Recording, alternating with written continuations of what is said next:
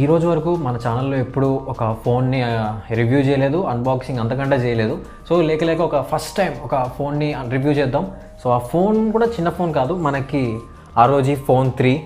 So ఇది ఎలా ఉంటుంది, దీంట్లో స్పెసిఫికేషన్స్ ఏమున్నాయి, అండ్ దీని బ్యాటరీ లైఫ్ ఎంత వస్తుంది, దీని పవర్ఫుల్ ఎంత ఉంది, గేమ్స్ ఎలా ఆడుకోవచ్చు, గేమర్కి ఆబ్వియస్గా బెస్ట్ ఉంది. కానీ దాంతోపాటు కెమెరా ఫీచర్స్ కూడా బాగున్నాయా లేదా, ఈ నైట్ టైం ఫోటోగ్రఫీ ఎలా ఉంది, దీని బ్యాటరీ లైఫ్ ఇంకా ఎలా వస్తుంది. సో ఇలాంటివన్నీ ఫీచర్స్ దీన్ని అన్నీ ఈ రివ్యూలో చూద్దాం. మొత్తానికి అసలు దీంట్లో ఎంత దమ్ముందో ఈ వీడియో చూసి తెలుసుకుందాం. ముందుగా దీని డిస్ప్లే గురించి మాట్లాడుకుంటే, సో ఇది AMOLED 144 హెర్ట్జ్తో వస్తుంది. మనకి ఏ ఫోన్ అన్నా చూసిన ఫ్లాగ్షిప్ ఫోన్స్ కూడా మనకి ఆల్మోస్ట్ 120 హెర్ట్జే రిఫ్రెష్ రేట్ ఉంటుంది. కానీ దీంట్లో మాత్రం మనకి 144 హెర్ట్జ్ రిఫ్రెష్ రేట్ ఉంటుంది. మీరు ఒకవేళ 60 FPS ఫోన్ నుంచి వస్తే మాత్రం మీకు ది డిఫరెన్స్ అనేది చాలా తెలుస్తుంది. మీకు OnePlusలో 90 హెర్ట్జ్ అనేది పెద్దగా తెలియకపోవచ్చు 60 నుంచి 90కి, కానీ 60 నుంచి 144 హెర్ట్జ్ అంటే ఆల్మోస్ట్ మీకు డబల్ కంటే ఎక్కువ. సో ఆ 144 హెర్ట్జ్ రిఫ్రెష్ రేట్తో మీరు ఆబ్వియస్గా చాలా స్మూత్గా ఉంటుంది దీని UI మొత్తం అనేది. నెక్స్ట్ దీని బిల్డ్ క్వాలిటీకి వెళ్దాం. సో బిల్డ్ క్వాలిటీ వచ్చేసరికి ఫ్రంట్ అండ్ బ్యాక్ ఇది గ్లాస్ ఫినిష్తో వస్తుంది.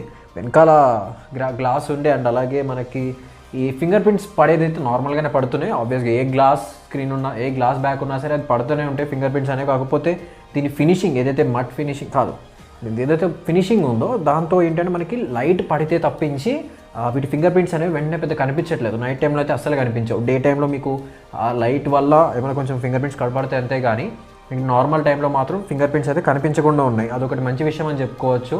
అండ్ దీని బిల్డ్ క్వాలిటీ కూడా పట్టుకోవడానికి అయితే బాగుంది. అండ్ ఇంకొకటి ఏంటంటే మనకు ఆబ్వియస్గా ఇది పెద్ద ఫోన్. దీని డిస్ప్లే సైజ్ వచ్చేసరికి మనకి 6.79 or 6.8 వేసుకోండి. సో 6.8 ఇంచెస్ డిస్ప్లే ఇది అంటే చాలా పెద్ద ఫోన్. ఆబ్వియస్గా మనకి యాక్చువల్గా ఏంటంటే ఇంతకుముందు 7 inch ట్యాబ్స్ వచ్చేవి, కానీ ఇప్పుడు మనకి ఆ 7 inch దగ్గరలో ఒక ఫోన్ వస్తుంది లైట్. కానీ నేను యాక్చువల్గా iPhone 12 Pro Max ఉంది కదా, దాంతో కంపేర్ చేశాను. దానికంటే పెద్ద ఫోన్ అనమాట ఇది. సో iPhone 12 Pro Max కంటే ఇంకా పెద్దగా ఉంది దీని సైజ్ అయితే. సో ఆ సైజుకి తగ్గట్టే అండ్ ఫోన్ ఏమన్నా మన చేతిలో ఇంకా పెద్దగా బల్కీగా ఉంటుందంటే, మీ ఒకవేళ మీ చేతులు చిన్న అయితే మాత్రం ఖచ్చితంగా మీకు పెద్దది అయిపోతుంది ఫోన్ అనేది. లేదు చేతులు నాలాగా ఉన్నాయి, కొంచెం పొడుగ్గా వేలు ఉన్నాయంటే సరిపోతుంది మీకు ఈ ఫోన్ చేతిలో మాత్రం. ఎందుకంటే ఈ ఫోన్ 6.8 ఇంచెస్ ఇచ్చినా సరే మీకు ఏంటి అంటే ఇలా నేరోగా పొడుగ్గా ఇచ్చాడు అనమాట. సో అడ్డంగా ఎక్కువ కాకుండా నేరోగా ఇట్లా హైట్ ఎక్కువ ఇచ్చాడు. దానివల్ల ఏంటంటే చేతులు ఇలా పట్టుకోవడానికి గ్రిప్ ఉంటుంది.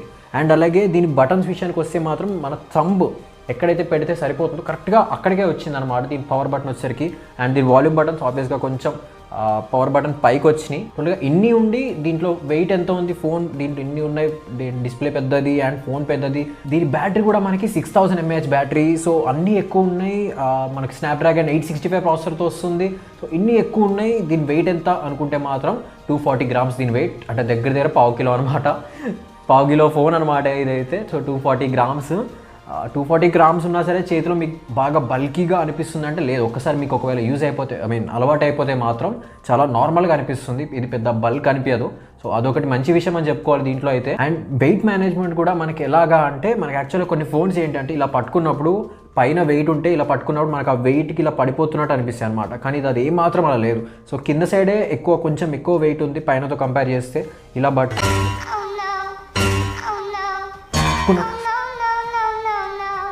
సో ఇక్కడ మామూలుగా మీరు దీని బ్యాక్ చూసినట్టయితే ఇలా ఉందన్నమాట. సో బ్యాక్ వచ్చేసరికి నార్మల్గా దాని బిల్డ్ క్వాలిటీతో నార్మల్గా ఇంతకుముందు పాత ROG ఫోన్స్ ఎలా వచ్చేవి అంటే బాగా గేమింగ్ థీమ్తో వచ్చేసేవి. బీభత్సమైన గేమింగ్ థీమ్, నార్మల్ ఫోన్లో వాడేయడానికి వచ్చేది కాదు. ఇది వచ్చేసరికి మనకి గేమింగ్ అనేది కొంచెం మినిమల్ ఇచ్చి అండ్ ఏదైతే మన క్లాసీ ఫినిష్ ఉందో అది ఎక్కువ ఇచ్చాడు. అంటే నార్మల్ ఫోన్లో వాడుకోవడానికి కూడా ఎక్కువ ఇచ్చాడు. అండ్ గేమింగ్ ఫోన్ అని చూపించడానికి వెనకాల ROG లోగో ఇచ్చాడు.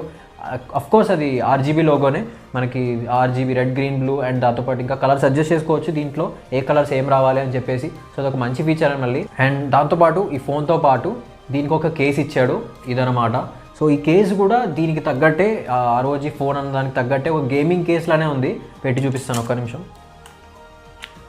రైట్.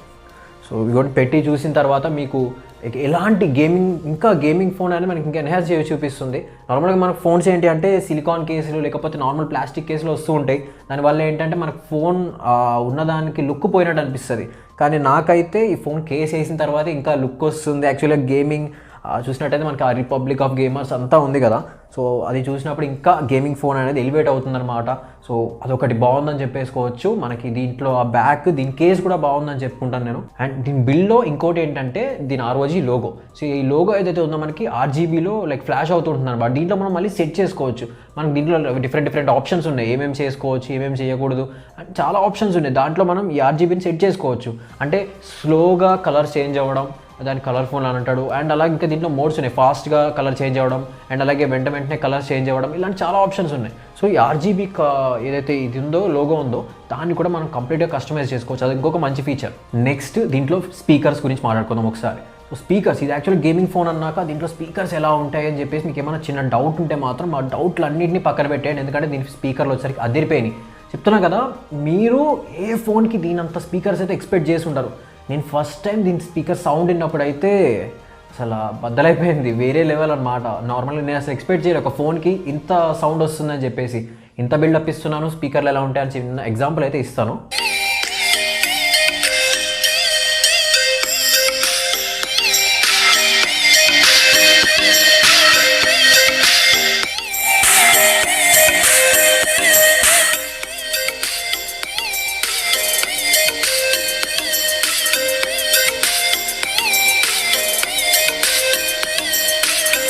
చూశారు కదా, దీని స్పీకర్స్ అయితే మీకు నార్మల్గా డైరెక్ట్గా ఇంకా బెటర్ వినిపిస్తాయి. నాకైతే చెప్తున్నాను కదా, దీని స్పీకర్స్ అయితే వేరే లెవెల్ సౌండ్ వస్తున్నాయి. ఆబ్వియస్గా ఇప్పటిదాకా నేను ఏంటంటే S9+ మీరు ఏదైతే ఈ వీడియో చూస్తున్నారో దాంట్లో రికార్డ్ చేస్తున్నా. సో S9+ నేను ఇప్పటిదాకా వాడుతున్నాను. దాని స్పీకర్స్తో కంపేర్ చేస్తే మాత్రం దగ్గర ఒక 5 times ఇంకా లౌడ్గా ఉన్నాయి అండ్ క్లారిటీ కూడా చాలా బాగుంది. మనకి స్పీకర్స్ వచ్చేసరికి స్టీరియో స్పీకర్స్, ఒకటి కాదు 2 కాదు 4 స్పీకర్ ఉన్నాయి దీంట్లో. So front wiring speakers 2 and back side ఈ స్పీకర్స్. యాక్చువల్గా స్పీకర్ గ్రిల్ లేదు, అది వైబ్రేషన్స్ ద్వారా వస్తుంది అనమాట సౌండ్ వచ్చేసరికి అక్కడ. సో గ్రిల్ లేదు, అయినా సరే అక్కడైతే స్పీకర్స్ అయితే ఉన్నాయి 2, మొత్తం బ్యాక్ సైడ్ 2 ఫ్రంట్ సైడ్ 2 మొత్తం 4 స్పీకర్లు వస్తున్నాయి. సో 4 స్పీకర్స్ అంటే ఎంత సౌండ్ వస్తుందని మీరు ఊహించుకోవచ్చు, అంత సౌండ్ వస్తుంది అనమాట ఇదైతే. నెక్స్ట్ దీని బ్యాటరీ లైఫ్ విషయానికి వద్దాం. సో బ్యాటరీ లైఫ్ ఎంత వస్తుంది భయ్యా అని నన్ను అడిగితే నేను నా పర్సనల్గా వాడింది చెప్తున్నా. యాక్చువల్ నా ఫ్రెండ్ ఫోన్ ఇది. సో నేను వాడినప్పుడు ఎంత అయిందో చెప్తా. నేను కంటిన్యూస్గా 2 hours ఆడాను COD, like call of duty game ఉంటుంది కదా. సో COD మొబైల్ నేను కంటిన్యూస్గా 2 hours వాడాను. ఆ 2 hours నాకు ఓన్లీ 23% ఛార్జింగ్ తగ్గింది. సో చాలా అర్థం చేసుకోండి, మనకి ఏంటంటే దాంట్లోనూ నేను దీన్ని హై గ్రాఫిక్స్లో ఆడాను. సో హై గ్రాఫిక్స్లో COD మొబైల్ 2 hours ఆడితే ఓన్లీ 23% ఛార్జింగ్ తగ్గింది. అదే వేరే మొబైల్ అందుకు నా S9+ తీసుకుంటే దగ్గర 60 కాదు ఒక 40 నుంచి 50% ఈజీగా అయిపోయేది. కానీ ఇది చూసుకుంటే మనకు ఓన్లీ 23% అయింది. దాన్ని బట్టి అర్థం చేసుకోవచ్చు మనకి ఏంటి అంటే బ్యాటరీ 6000 mAh ఉన్నా సరే ఏదైతే బ్యాటరీ ఎఫిషియన్సీ ఉందో అది కూడా చాలా బాగుంది. మనకి స్నాప్డ్రాగన్ 865+ ఏదైతే చిప్ ఉందో అది కూడా మనకి బ్యాటరీ ఎఫిషియెంట్ చిప్పే. సో అది కూడా హెల్ప్ చేస్తుంది. దాంతోపాటు 6000 mAh బ్యాటరీ ఇచ్చాడు. సో ఇవన్నీ చూసుకుంటే మాత్రం ది బ్యాటరీ లైఫ్ కూడా వేరే లెవెల్ వస్తుంది అసలు. ఇంకొన్ని మంచి ఫీచర్స్ ఉన్నాయి. అదేంటి అంటే మనకి యాక్చువల్గా మనకు తెలిసిందే ఫోన్స్ అనేవి ఎక్కువసేపు ఛార్జింగ్ పెట్టి వదిలేస్తే మనకి ఫోన్ బ్యాటరీ పాడైపోతుంది అని ఉంటుంది. 100లో పెట్టేసి ఛార్జింగ్ వదిలేస్తే లైక్ స్టార్టింగ్ ఏం కాదు, కానీ తర్వాత వచ్చేసరికి ఆ బ్యాటరీ ఎఫిషియన్సీ అనేది పోతుంది. అంటే పేలిపోవు బ్యాటరీలు ఎప్పటికీ పేలిపోవు అట్లా వదిలేస్తే, కానీ బ్యాటరీ ఎఫిషియన్సీ అనేది తగ్గిపోతుంది. మెల్లమెల్లగా 100% ఉండాల్సిన బ్యాటరీ కాస్త మీకు 80%కి తర్వాత 70 అలా తగ్గిపోతూ ఉంటుంది అనమాట. సో దానికోసం దీంట్లో ఇచ్చిన ఫీచర్ ఏంటి అంటే స్లో ఛార్జింగ్ అని ఫీచర్ ఇచ్చాడు. అదేంటి అంటే మీరు కనెక్ట్ చేసింది ఒకవేళ 33 వాట్ అవ్వచ్చు, 65 వాట్ అవ్వచ్చు, ఎన్ని వాట్ ఛార్జర్ అయినా సరే మీకు దీంట్లో స్లో ఛార్జింగ్ అని ఒక ఆప్షన్ ఉంది. సో అదేంటి అంటే మీకు ఛార్జింగ్ వచ్చేసరికి స్లోగా ఎక్కుతుంది. అది మీరు కూడా కస్టమైజ్ చేసుకోవచ్చు. స్లోగా ఎంతసేపట్లో ఎక్కాలి, ఎంతసేపట్లో పెట్టుకోవాలి, అది కూడా మనం పెట్టుకోవచ్చు అనమాట స్లో ఛార్జింగ్లో. అండ్ స్లో ఛార్జింగే కాదు, షెడ్యూల్ ఛార్జింగ్ కూడా ఉంది.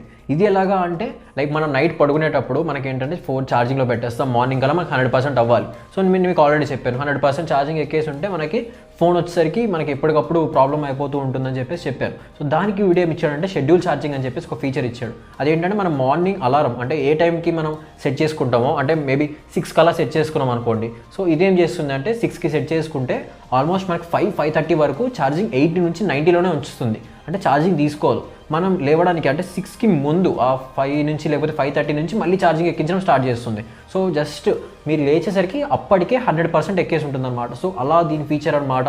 అదొక మంచి ఫీచర్. ఎందుకంటే మనం 100లో కానీ ఫుల్ ఛార్జింగ్లో ఎక్కువసేపు పెట్టి ఉంచకూడదు. ఛార్జింగ్ చెప్పాను కదా, బ్యాటరీ ఎఫిషియన్సీ తగ్గిపోతుంది. సో దాని గురించి దీంట్లో ఆ షెడ్యూల్ ఛార్జింగ్ అనే ఫీచర్ మాత్రం వేరే లెవెల్ అసలు. దీంట్లో అవే కాకుండా ఇంకొంచెం ఎక్స్ట్రా ఫీచర్స్ ఉన్నాయి. అవి ఏంటి అంటే మనకి నార్మల్గా పిక్సెల్ ఫోన్స్ ఏవైతే ఉంటాయో వాటికి ఏంటి అంటే మనం స్క్వీజ్ చేస్తే మనకి గూగుల్ అసిస్టెంట్ ఓపెన్ అవుతుంది కదా. సో సేమ్ దీనికి కూడా అదే ఫీచర్ ఉంది.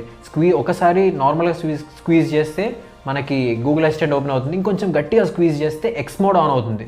సో ఎక్స్ మోడ్ ఏంటి అంటే గేమింగ్ ఆన్ చేసినప్పుడు ఎక్స్ మోడ్ పెట్టుకుని ఆన్ చేస్తే మనకి CPU GPU అనేవి హై అండ్ పర్ఫార్మెన్స్ ఇవ్వడానికి హెల్ప్ అవుతుంది అనమాట. దానివల్ల మనం గేమ్ ప్లే అనేది స్మూత్గా ఆడుకోవచ్చు. అండ్ మనకి ఫోన్ వచ్చేసరికి హీట్ చాలా తక్కువ ఎక్కుతుంది, మ్యాక్సిమం చాలా తక్కువ హీట్ ఎక్కుతుంది. గ్రాఫైట్ కూలింగ్ సిస్టమ్ అని చెప్పేసి ఇచ్చాడు దీంట్లో. సో దానివల్ల చూసుకున్నా సరే మన కూలింగ్ అనేది చాలా ఉంటుంది. మన హీటింగ్ నాకు ఆల్మోస్ట్ కొన్నిసార్లు లైక్ 2 hours గేమ్ ఆడినా సరే ఫోన్ లైట్గా జస్ట్ వామ్ అనిపించింది అంతే, చాలా తక్కువ వామ్. మనకి 2 hours ఆడితే నార్మల్గా వేరే ఏ ఫోన్ అయినా సరే మొత్తం కొంచెం వామే ఉంటాయి కానీ ఎక్కువ వామ్ ఉంటాయి. ఇదేంటంటే అసలు 2 hours అందులోనూ హై గ్రాఫిక్స్ ఆడినా సరే కానీ నాకు చాలా లైట్గా వామ్ అనిపించింది. అంటే అది కూడా నాకు ఏమి ఇబ్బంది అయితే లేదు, కానీ వామ్ అనిపించినా ఏంటది గేమింగ్లో ఎక్కడన్నా ల్యాగ్ ఉందా, డిలే ఏమైనా ఉందా అంటే అస్సలు లేదు. గేమ్ స్మూత్గా నడుస్తుంది. మనకి హీట్ ఏదైతే ఉందో అది మొత్తం ఫోన్ కూడా ఎక్కదు. మీరు ఇక్కడ చూసినట్టయితే ఈ గ్రాఫైట్ సిస్టమ్ కూలింగ్ సిస్టమ్ ఉంది కదా, సో ఇదే గ్రాఫైట్ కూలింగ్ సిస్టమ్ అనమాట. సో ఓన్లీ ఇక్కడ మాత్రమే చాలా కొద్దిగా లైట్గా వేడి అనిపిస్తుంది. ఫోన్ మొత్తం మీకు ఎక్కడ కూడా మీకు వేడైతే అసలు అనిపించదు. డిస్ప్లే అయితే చాలా కూల్గానే ఉంటుంది. సో 2 hours ఆడినా సరే ఫుల్ హై గ్రాఫిక్స్లో పెట్టుకుని ఎక్కడ వేడెక్కలేదు. సో దాన్ని బట్టి మీరు అర్థం చేసుకోవచ్చు ఎంత కూలింగ్ ఉంది అండ్ ఎంత మంచిగా ఉందో ఈ ఫోన్ అని. దాంతోపాటు ఇది గేమింగ్ ఫోన్. సో గేమింగ్ ఫోన్కి ఆబ్వియస్గా గేమింగ్ ఫీచర్స్ ఉంటాయి కదా. సో ఆ గేమింగ్ ఫీచర్స్లో ఫస్ట్ వచ్చేసరికి దీంట్లో ఎక్కువ ఉన్నది ఏంటంటే 8 triggers. సో మనకి 8 triggers ఉన్నాయి. అదేంటి అంటే గేమింగ్ ఆడేటప్పుడు మనం 8 triggersని కస్టమైజ్ చేసుకోవచ్చు. లైక్ నేను COD ఆడుతున్నప్పుడు ఒకటేమో నేను స్కోప్ ఓపెన్ చేయడానికి, ఇంకొకటి జంప్ చేయడానికి, అలా పెట్టుకున్నాను నేను. అలాగే మీరు ఇంకా కస్టమైజ్ చేసుకోవచ్చు, దేనికన్నా ఏదైనా కస్టమైజ్ చేసుకుని మనం 8 triggers అనేది చాలా వాడుకోవచ్చు. అండ్ దీంట్లో ఏంటి అంటే ఓన్లీ 2 అంటే లెఫ్ట్ సైడ్ ఒకటి రైట్ సైడ్ ఒకటే కాకుండా ఈ లెఫ్ట్ సైడ్ దాన్నే 2గా స్ప్లిట్ చేసుకోవచ్చు మళ్ళీ. అంటే మొత్తం 4 8 triggers వచ్చేటట్టు సెట్ చేసుకోవచ్చు. లైక్ ఈ ఎడ్జెస్లో ఒకటి అండ్ ఈ ముందుకెళ్తే ఇంకొక 2 అన్నట్టు. సో ఇంకా మనం మొత్తం 4 8 triggers సెట్ చేసుకోవచ్చు. ఉన్నవి 2 కానీ 4గా సెట్ చేసుకోవచ్చు. ఎందుకంటే ఇవైతే మనకి బటన్స్ కాదు.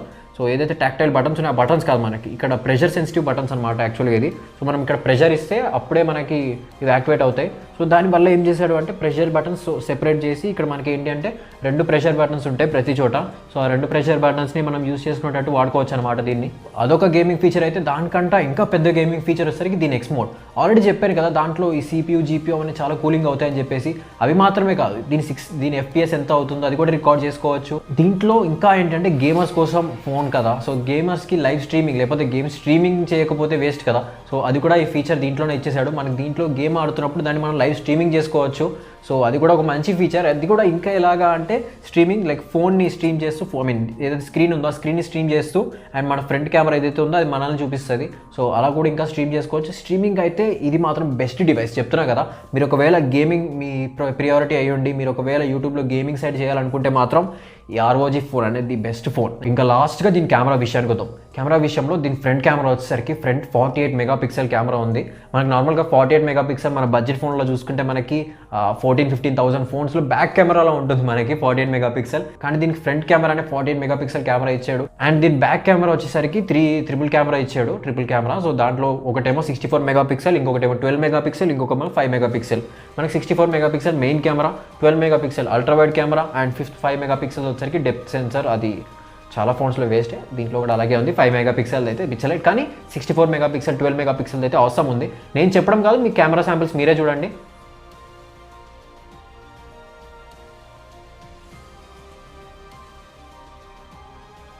ఈ వీడియో వచ్చేసరికి Asus ROG 3 ఫోన్ మనకి ఫ్రంట్ కెమెరా నుంచి రికార్డ్ అవుతుంది. దీని ఆడియో క్వాలిటీ కూడా దాని నుంచి వస్తుంది.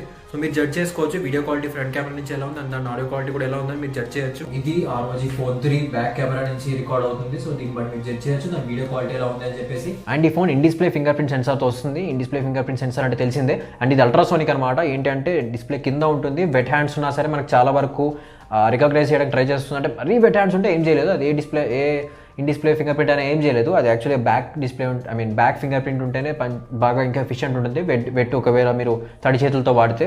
కానీ ఇదైతే వేరే ఇన్ డిస్ప్లేతో కంపేర్ చేస్తే మాత్రం దీని ఇన్ డిస్ప్లే వచ్చేసరికి వెట్ హ్యాండ్స్తో కూడా కొంచెం బాగా డిటెక్ట్ చేస్తుంది. సో నా చేతిలో ఉన్న ఫోన్ ఇదేదైతే ఉందో ఇది 8GB 128GB మోడల్ అనమాట. ఇది నాకు 47,000కి వచ్చింది, అంటే 46,999. సో 46,999కి ఇది చాలా అంటే చాలా వర్త్. ఒకవేళ మీ దగ్గర 50,000 బడ్జెట్ ఉంది, మీరు ఒకవేళ గేమింగ్ సైడ్ వెళ్దాం అనుకుంటున్నారు, లైవ్ స్ట్రీమింగ్ లాంటివి చేద్దాం అనుకుంటున్నారు, గేమింగ్ మీరు ప్రియారిటీ అనుకుంటే మాత్రం కళ్ళు మూసుకుని దీన్ని తీసుకోవచ్చు. మీరు ఇంకా నాకు కొన్ని ఆప్షన్స్ ఉన్నాయి, బ్లాక్ షార్క్ ఉంది, రెడ్ మ్యాజిక్ ఉంది, అవి తీసుకోవచ్చా అంటే ఇప్పటికన్నా చెప్తా. అవన్నీ కూడా ఎందుకు అంటే అవన్నీ లైక్ పిక్చరైట్ మొబైల్స్ అవన్నీ. దీంతో కంపేర్ చేస్తే ఇదైతే కింగ్, గేమింగ్ సెగ్మెంట్లో ఇదైతే కింగ్ అనమాట. మనకి ఏసెస్ ROG అనేది ఎప్పుడు కూడా గేమింగ్ సెగ్మెంట్లో కింగ్. ఎప్పుడైనా చూడండి మీరు, గేమింగ్ ఫోన్స్ ఎప్పుడు వచ్చినా సరే ROG కూడా ఫస్ట్ దించుతాడు. మనకి దీంట్లోనే ఫస్ట్ 144 Hz డిస్ప్లే వచ్చింది, దీంట్లోనే ఫస్ట్ 865+ ప్రాసెసర్ వచ్చింది. అలాగే ఇంకా చాలా అంటే లాస్ట్ ఇయర్ దీంట్లోనే ఫస్ట్ 120 Hz రిఫ్రెష్ రేట్ కూడా వచ్చింది. సో అలాగా మనకి స్టార్టింగ్ ROG ఫోన్లో మాత్రమే మనకి స్టార్టింగ్ మంచి అదిరిపోయే ఫీచర్స్తో దింపుతాడనమాట. సో ఇదనమాట ఐసెస్ ROG 3 ఫోన్ మీద నా రివ్యూ. మీకు ఒకవేళ ఈ వీడియో నచ్చినట్టయితే లైక్ చేయండి అండ్ అలాగే ఛానల్ సబ్స్క్రైబ్ చేసుకోండి. మీకు దీని మీద ఇంకేమైనా డౌట్స్ ఉంటే, ఇది ఇంకా దేంతో అన్న కంపేర్ చేసి ఇది బెటరా లేకపోతే మీరు అనుకున్న ఫోన్ బెటరా అని చెప్పేసి ఇంకా ఏమైనా డౌట్ ఉంటే కింద కమెంట్లో మెన్షన్ చేయండి. నేను ఖచ్చితంగా రిప్లై ఇస్తాను అందరికీ. అండ్ దాంతోపాటు మీరు నన్ను ఇన్స్టాగ్రామ్లో కూడా ఫాలో అవ్వచ్చు, వాట్ ద టెక్ అఫీషియల్ అని ఉంటుంది, దాని లింక్ నేను డిస్క్రిప్షన్లో కూడా ఇస్తాను. And this is Harsha Varma signing off.